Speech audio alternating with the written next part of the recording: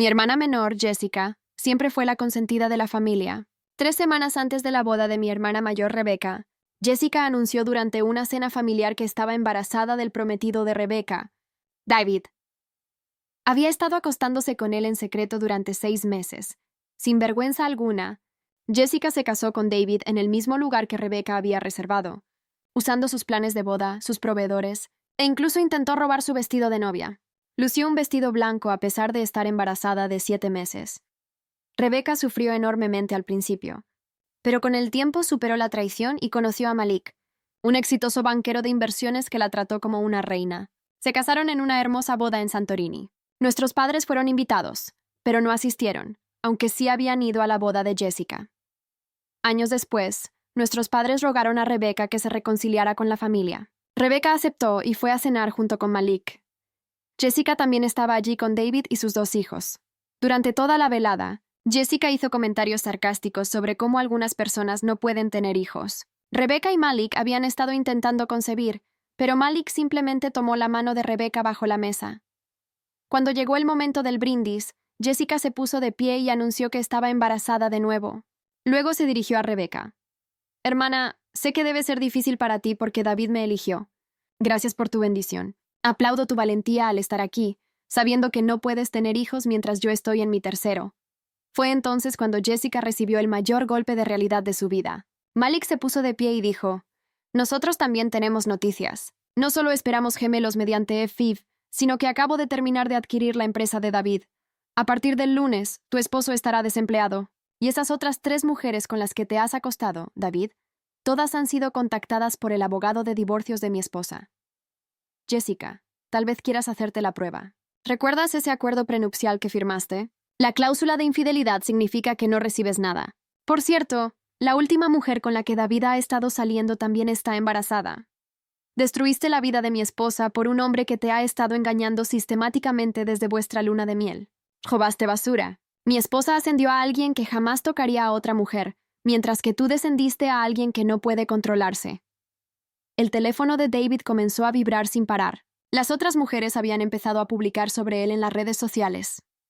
Jessica comenzó a reír inquietantemente. Sacó su teléfono y mostró un video. ¿Crees que has ganado? He estado grabando todas las conversaciones privadas en tu casa durante los últimos 2 años, incluida aquella sobre la adquisición hostil antes de que fuera información pública. Eso es uso de información privilegiada. Y tengo grabaciones de algo que sucedió en la universidad y que creías que nadie sabía. Vas a cancelar la adquisición.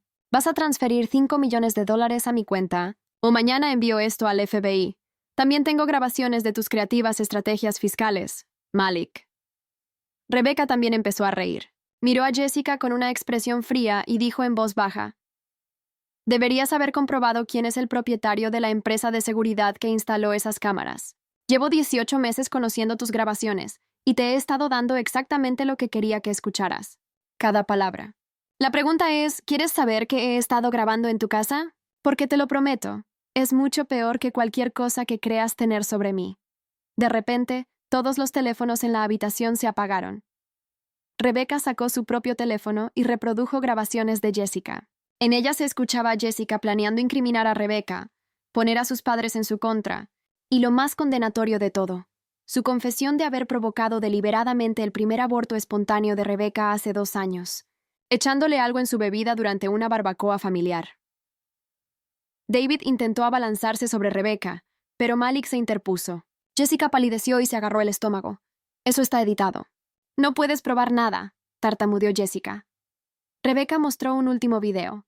Jessica en su casa, sosteniendo un frasco de pastillas, diciendo, con esto debería bastar. Unos cuantos de estos en su batido y adiós, cariño. Ella pensará que es otro aborto espontáneo. Te grabaste planeando envenenarme, dijo Rebecca, y guardaste el video. Nuestra madre comenzó a llorar. ¿Qué has hecho? ¿Qué hemos hecho? Has criado a un monstruo, dije rotundamente. Y ahora estás viendo lo que hacen los monstruos cuando se creen invencibles. Rebecca recogió su bolso. Nos vamos ahora. Jess, tienes 48 horas para retirar tus cámaras de mi casa. Ya he cambiado las cerraduras. Por favor, soy tu hermana, Jessica susurró. No, respondió Rebecca firmemente. Las hermanas no intentan envenenarse entre sí. Las hermanas no se roban los prometidos. Las hermanas no provocan abortos espontáneos por celos. Tú no eres mi hermana. Se volvió hacia nuestros padres. Elijan a su hija predilecta, pero sepan que mis hijos nunca los conocerán. Mientras Rebecca y Malik se iban, Jessica hizo un último intento. Tú también estás grabando esto, ¿verdad? Eres igual de mala que yo. Rebecca se detuvo. La diferencia es que yo estoy registrando pruebas de delitos. Tú te grabaste cometiéndolos. Todos aquí oyeron todo. Ahora todo el mundo sabe quién eres realmente. Ese es castigo suficiente.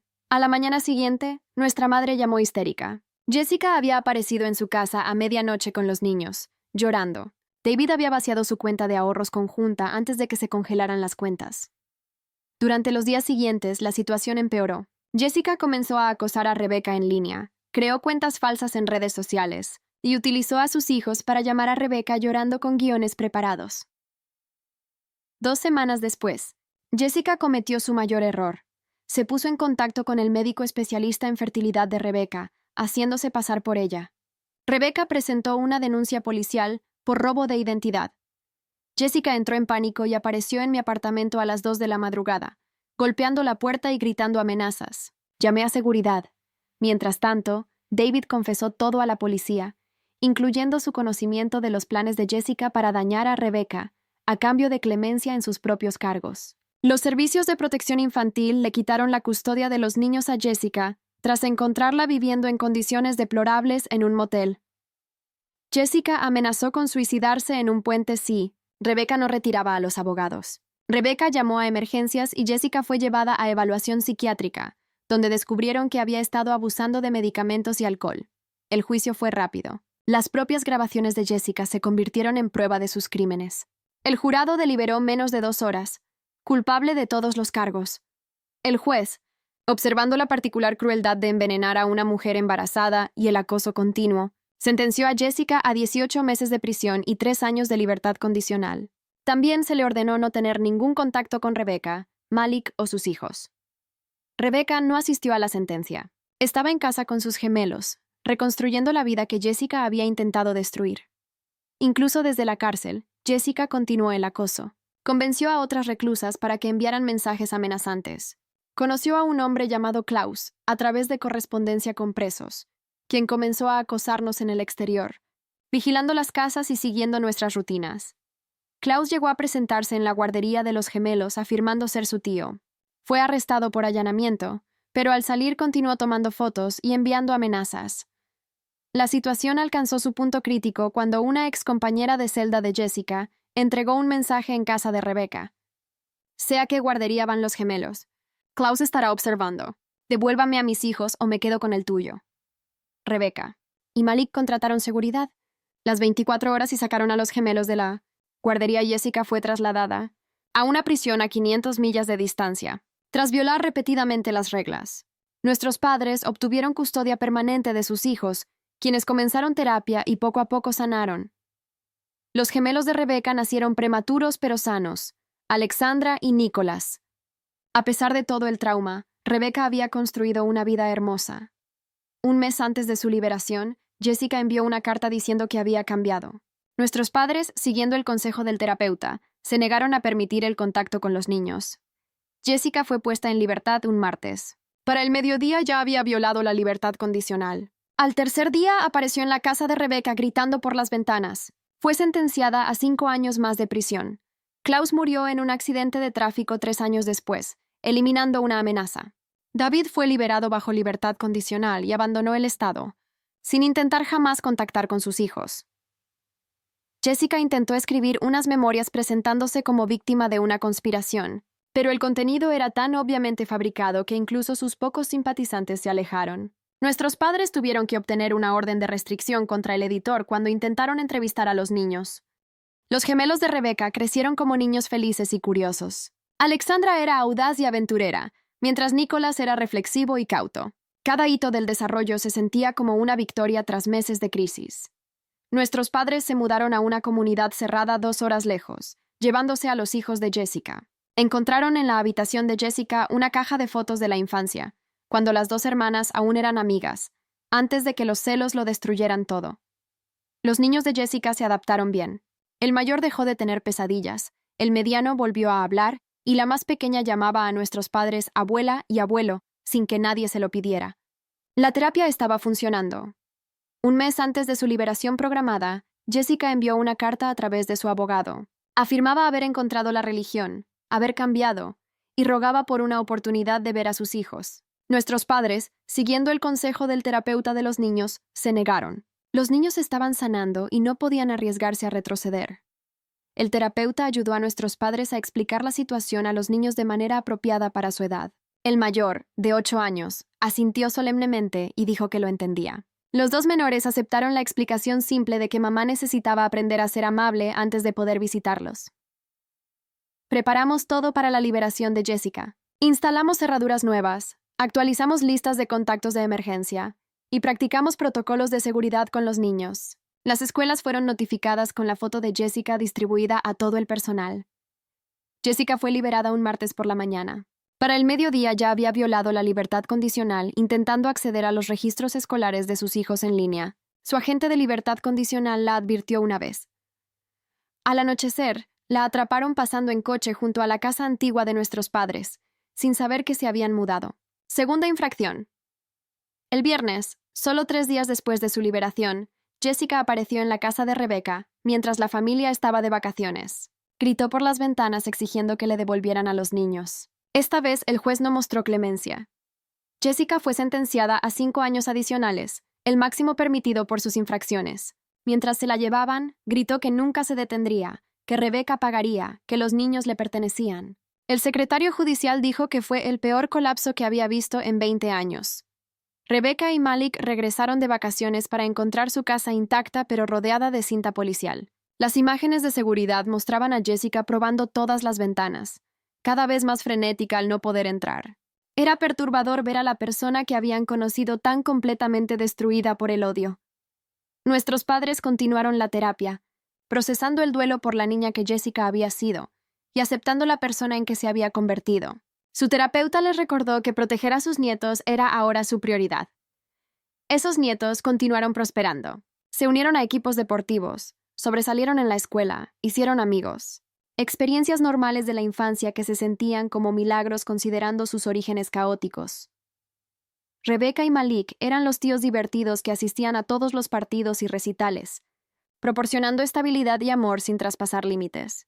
La familia había aprendido a establecer fronteras saludables. La vida se instaló en nuevos ritmos, fiestas de cumpleaños sin temor a interrupciones, vacaciones familiares llenas de risas, noches tranquilas sin la constante vigilancia del pasado. Los niños comenzaron a comprender su historia de formas apropiadas para su edad. El mayor escribió un ensayo escolar sobre elegir la bondad en lugar de la ira, claramente procesando sus experiencias. El arte del hijo mediano evolucionó de garabatos oscuros a brillantes paisajes. La más joven, sin memoria del caos, simplemente creció rodeada de amor y seguridad. Rebecca rara vez mencionaba a Jessica. Cuando lo hacía era con tristeza en lugar de enojo. Ella eligió el odio, decía simplemente. Yo elegí la felicidad, y así fue. A pesar de todo lo que Jessica había intentado robar o destruir, Rebecca había construido un hogar hermoso. Sus gemelos crecían felices y saludables. Los hijos de Jessica estaban sanando bajo el cuidado amoroso de nuestros padres. La familia había sobrevivido, transformada pero intacta. Jessica serviría su tiempo y probablemente sería liberada algún día. Probablemente violaría la libertad condicional nuevamente, regresaría a prisión, repetiría el ciclo hasta que la edad o el agotamiento la detuvieran. Pero su poder sobre la familia había desaparecido. Habíamos aprendido a vivir sin miedo, a encontrar alegría a pesar de su existencia. Los niños jugaban juntos en las reuniones familiares, formando vínculos que trascendían sus orígenes complicados. Me di cuenta de que Jessica nos había dado un regalo inesperado. Al intentar destruir a Rebecca, había revelado la verdadera fortaleza de nuestra familia. Enfrentamos lo peor y salimos, no ilesos, pero sí intactos. Al final, Jessica tenía razón en una cosa. Rebecca había ganado. No mediante manipulación ni crueldad, sino eligiendo el amor sobre el odio, construyendo en lugar de destruir, protegiendo lo que más importaba. Un día, mientras ayudaba a preparar la cena en casa de Rebecca, los gemelos corrían riendo por la casa, mientras sus primos los perseguían. Voces normales en una tarde normal en un hogar normal. El sonido más hermoso del mundo. La familia había aprendido una lección dolorosa pero vital. Hay personas tóxicas que causan dolor y caos hasta que otros aprenden a protegerse. Pero la supervivencia es posible. La felicidad es posible. Incluso después de todo, el amor perdura. Y ese fue el verdadero triunfo. Los meses pasaron lentamente. Los gemelos de Rebeca celebraron su primer cumpleaños con una fiesta íntima. Alexandra dio sus primeros pasos ese día, seguida por Nicholas una semana después. Cada momento ordinario se sentía extraordinario. Los hijos de Jessica mostraban progresos significativos en terapia. El mayor dejó de preguntar constantemente por mamá y comenzó a hablar sobre sus amigos y el equipo de fútbol. El hijo mediano, que había estado mudo durante meses, ahora no paraba de hablar sobre sus clases y proyectos de arte. La más pequeña florecía, llamando a nuestros padres Abu y Abue con naturalidad. El terapeuta infantil ayudó a decidir qué decirles sobre su madre. Los mayores recibieron una explicación básica. Mamá había tomado decisiones que lastimaron a otros y necesitaba tiempo para aprender. La más pequeña escuchó una versión simple. Mamá está aprendiendo a ser amable. 6 meses después de la segunda encarcelación de Jessica, comenzaron a llegar cartas dirigidas a los niños. Eran manipuladoras, llenas de «mamá te extraña» y «la tía mala no me deja verte». El terapeuta aconsejó no dárselas. Jessica había encontrado otra aliada en prisión que, al ser liberada, apareció en la escuela de los niños tomando fotografías. El personal la confrontó y llamó a la policía. La mujer fue arrestada por acoso. Rebeca contrató a un segundo investigador privado. Descubrieron que Jessica había establecido una red completa de contactos externos, dispuestos a acosarnos a cambio de dinero prometido que nunca llegaría. 2 años después de su segunda encarcelación, Jessica escribió una carta sorprendentemente lúcida. Había sido diagnosticada con trastorno límite de la personalidad y trastorno narcisista. Estaba en tratamiento real. No espero perdón, escribía. No merezco una segunda oportunidad. Solo quiero que sepas que finalmente entiendo lo que hice. Entiendo que envenené a mi hermana, que destruí mi familia, que dañé a mis propios hijos. Y entiendo que eso no tiene excusa. La carta incluía disculpas específicas por cada acción. No pedía nada a cambio. No exigía acceso a los niños. Solo expresaba remordimiento genuino. Rebeca leyó la carta 3 veces. Su terapeuta la ayudó a procesarla. El cambio real es posible, pero toma años, no meses. Y no elimina las consecuencias. Rebeca decidió no responder. No por crueldad, sino porque cualquier contacto podía reabrir heridas apenas sanando. Si el cambio de Jessica era real, resistiría sin validación externa. Los gemelos cumplieron 3 años. Su fiesta fue alegre, llena de primos y amigos. Los hijos de Jessica, ahora de 11, 9 y 6 años, ayudaron a organizar juegos. Verlos interactuar con los gemelos con genuino cariño fue conmovedor. El mayor había decidido que quería ser terapeuta para ayudar a las familias a ser felices. El hijo mediano encontró su pasión en el arte. Sus pinturas ya no eran oscuras sino vibrantes. Una titulada Mi nueva familia mostraba a todos sonriendo bajo un sol brillante. La más pequeña había desarrollado un vínculo especial con Rebeca. Durante las visitas familiares, siempre buscaba sentarse junto a ella, jugar con los gemelos. Rebeca manejaba estas interacciones con cuidado. Malik prosperó profesionalmente. Su manejo de la situación le ganó respeto en su industria. Usó su plataforma para hablar sobre la importancia del apoyo familiar y la salud mental.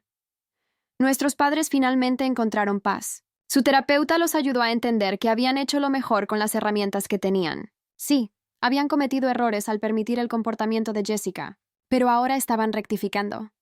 3 años y medio después, Jessica fue elegible para libertad condicional nuevamente. Su expediente mostraba progreso genuino.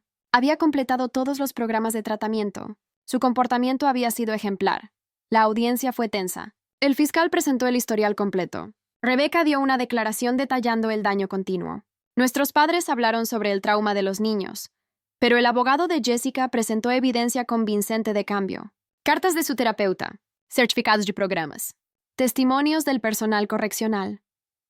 La Junta votó 3-2 a favor de liberarla bajo condiciones estrictas, supervisión intensiva, continuar terapia, mantener órdenes de restricción, vivir lejos de la familia, empleo verificado. Rebeca recibió la noticia con calma. Sabíamos que esto podría pasar. Estamos preparados. Jessica fue liberada en silencio. Se mudó a un apartamento a 3 horas de distancia. Consiguió trabajo en una tienda. Esta vez fue diferente. Mantuvo el trabajo. Asistió a todas sus citas de terapia. Cumplió con cada condición. No intentó contactar a la familia. Meses pasaron. Luego 1 año. Jessica vivía una vida tranquila. Su oficial de libertad condicional reportaba cumplimiento perfecto. Los niños ocasionalmente preguntaban, ¿ya aprendió a ser amable? Las respuestas eran honestas. Parece que está intentándolo, pero lleva tiempo estar seguros.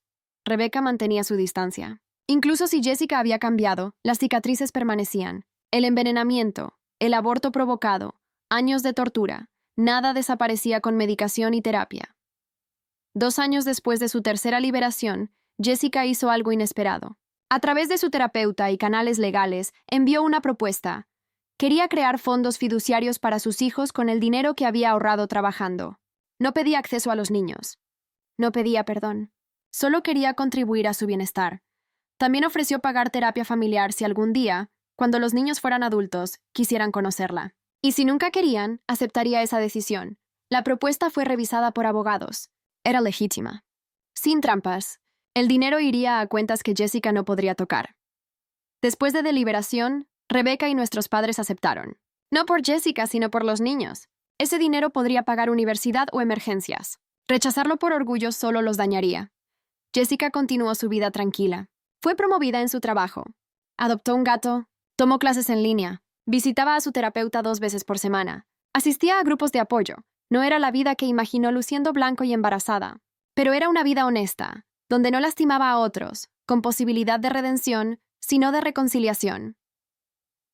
Los gemelos comenzaron kindergarten. Los hijos de Jessica prosperaban en la escuela. Las terapias continuaban pero menos frecuentemente. Las pesadillas eran raras. La ansiedad había disminuido.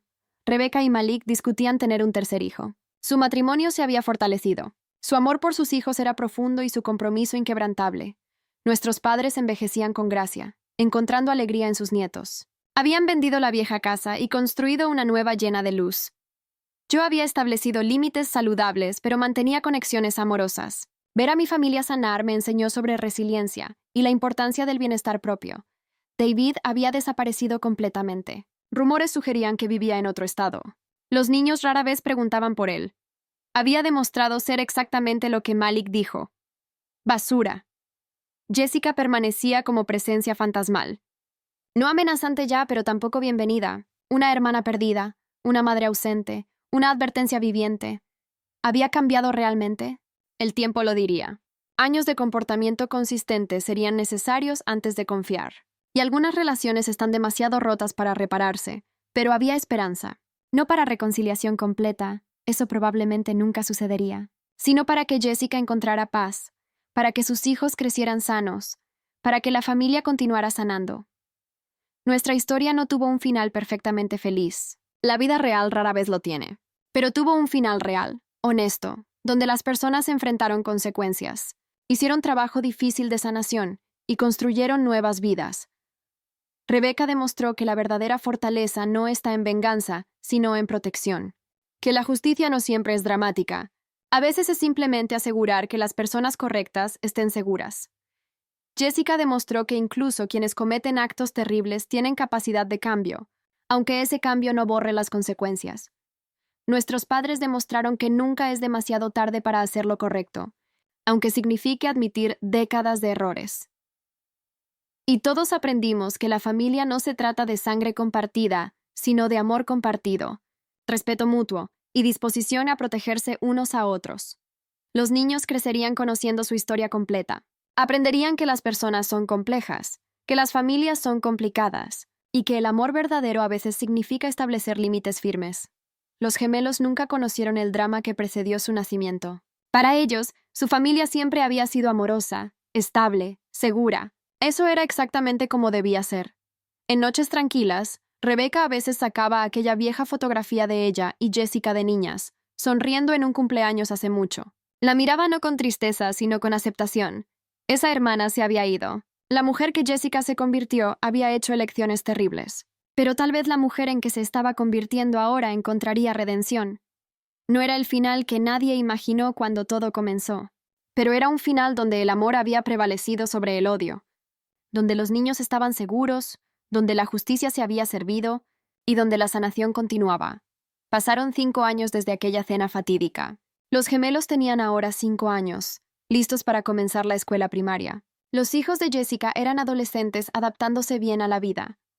Un día llegó una carta. Jessica pedía, a través de su terapeuta, si en algunos años, cuando el mayor cumpliera 18, él podría decidir si quería conocerla. No como madre recuperando derechos, sino como dos adultos decidiendo si querían algún tipo de relación. Nuestros padres consultaron con el terapeuta del chico. Él, ahora de 15 años, dijo que tal vez algún día querría conocerla, pero no estaba seguro. Quería esperar y decidir cuando fuera adulto. La respuesta se envió a Jessica. Cuando cumpliera 18, la decisión sería completamente suya. Mientras tanto, las órdenes de restricción permanecerían. Jessica aceptó sin protesta. Continuó su vida tranquila, trabajando, asistiendo a terapia, viviendo modestamente. Había aprendido finalmente que algunas consecuencias duran toda la vida. Rebecca organizó una cena familiar, esta vez solo con las personas que realmente importaban. Mientras todos reían alrededor de la mesa, los gemelos jugando con sus primos mayores, Malik tomando su mano, nuestros padres sonriendo genuinamente por primera vez en años, se dio cuenta de algo. Jessica había intentado robar su felicidad, pero en realidad le había dado un regalo involuntario, la claridad para saber quién merecía estar en su vida y la fuerza para proteger lo que amaba.